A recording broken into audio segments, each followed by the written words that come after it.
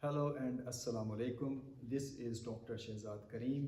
My field is linguistics and language teaching, and I work as an associate professor at a university.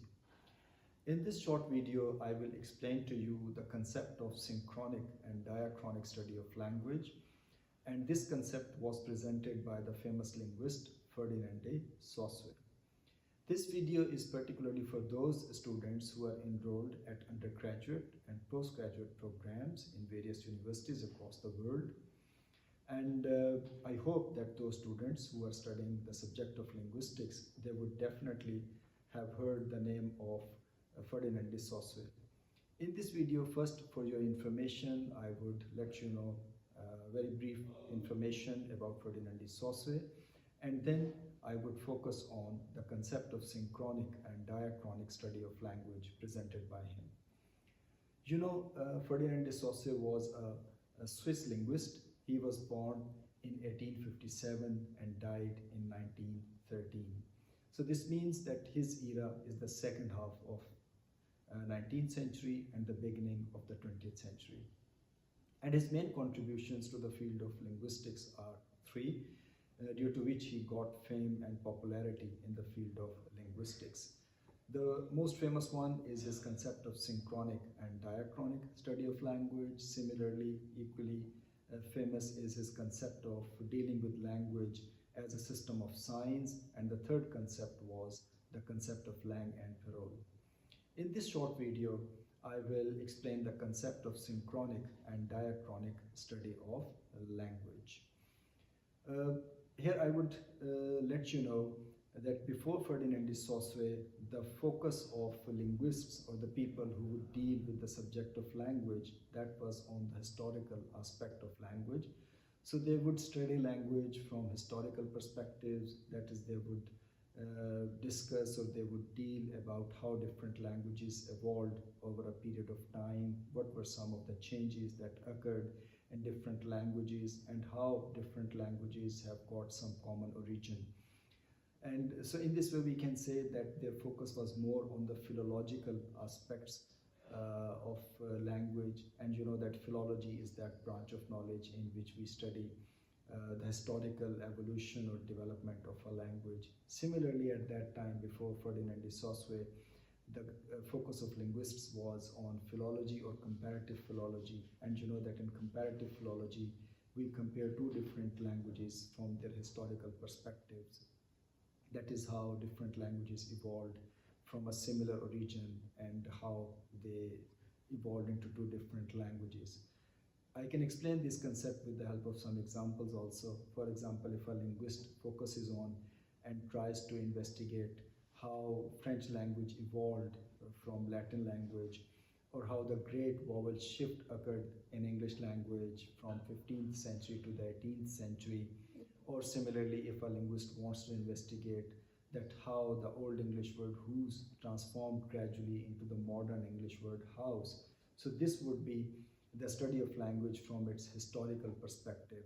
And Ferdinand de Saussure named this sort of study as the diachronic study of language.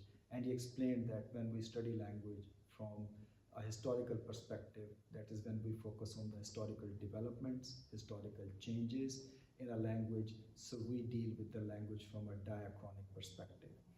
Ferdinand de Saussure said that studying a language from diachronic perspective is a very important aspect, but he also emphasized that there is another view of analyzing or studying a language, and that is the synchronic study of a language.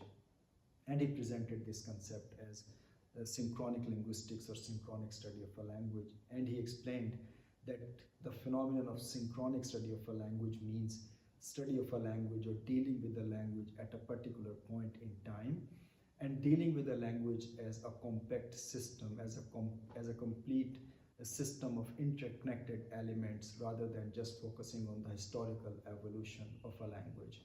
And he explained this also, that when we deal with the language as a system or as a structure, it means that we are taking language as a whole, and we are focusing on all the aspects of a language, just like any language in the world consists of different systems or patterns, which we name as sometimes phonological systems, in which we deal with the sounds of a language, or the lexical aspects of a language, in which we deal with the word formation of a language, its vocabulary. And another dimension is the structural aspect of the language, in which we deal with the grammar and structures of a language, and semantic aspect, in which we deal with the meanings, literal meanings, and pragmatic aspects, in which we deal with the contextual meanings. So all these aspects, they make language a compact system, a complete whole, in which all these elements are interconnected. And in order to understand or know about a language, it is very important to know about these various aspects of a language as a whole. And when we deal with all these aspects of a language as a whole, it means that we are dealing with the language and its current state of that language at a given point in time. And this sort of study, Ferdinand de Saussure said that when we study language from this perspective, it is known as synchronic study of a language. And he said that in order to know more about a language, or in order to analyze the language properly, it is very important to know about the synchronic aspects of a language. And this new concept of linguistics, or this new concept of viewing a language from a different perspective, got fame in the modern era. And after him, just like from 1920 onwards, particularly the research, or a lot of research that took place in the field of linguistics, both at the level of its structure, its different components, just like its phonology, its graphology, lexicology, and syntax, and semantics, and pragmatics, all research that has been carried out particularly from 1960s onwards, and with reference to first language acquisition and second language acquisition, the focus of all this research is on the synchronic aspect of the language, that is dealing with a language as a whole, and dealing with its current state and its current, we can say that current form in which a language is used. And even if we focus on this perspective, synchronic perspective, from the viewpoint of learning a language, or from the viewpoint of using a language, so this seems very much valid, because you would have noticed that when as a second language learner, we want to learn a second language, our focus is what is the current state of the language, how that language exists, how that language is used at a given point in time, that is in the present era, at the present time. We do not focus on what was the past, what were some of the changes that occurred over the last, we can say, over the last few centuries in that language. So our focus is never on those historical or developmental aspects of the language. Rather, our simple focus is on what is the current state of that language, and to be able to learn that language, how can we use that language effectively at this point in time. So this sort of study is known as synchronic study of a language, or synchronic aspect of a language. And from the perspective of language teaching, language learning, language acquisition, the most dominant and the most prominent aspect is the same synchronic aspect of language.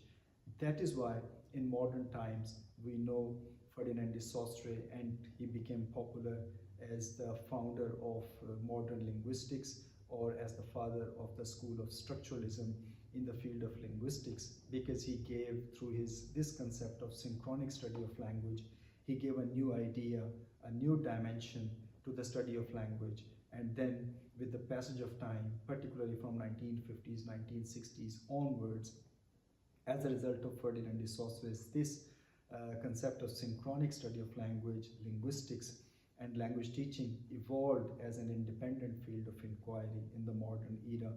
And now linguistics and language teaching is being taught across the world as a very important field of study in various universities across the world. So this is Ferdinand de Saussure's main contribution.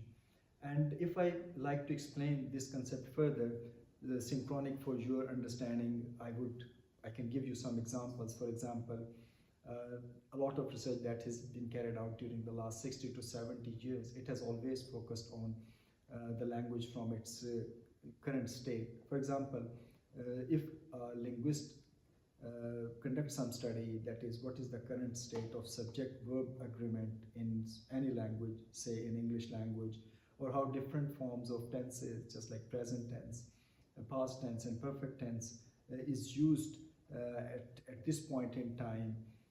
So we also say that this is synchronic aspect of language, or what are the different sound patterns in English language at this point in time. Again, this is the synchronic aspect of language.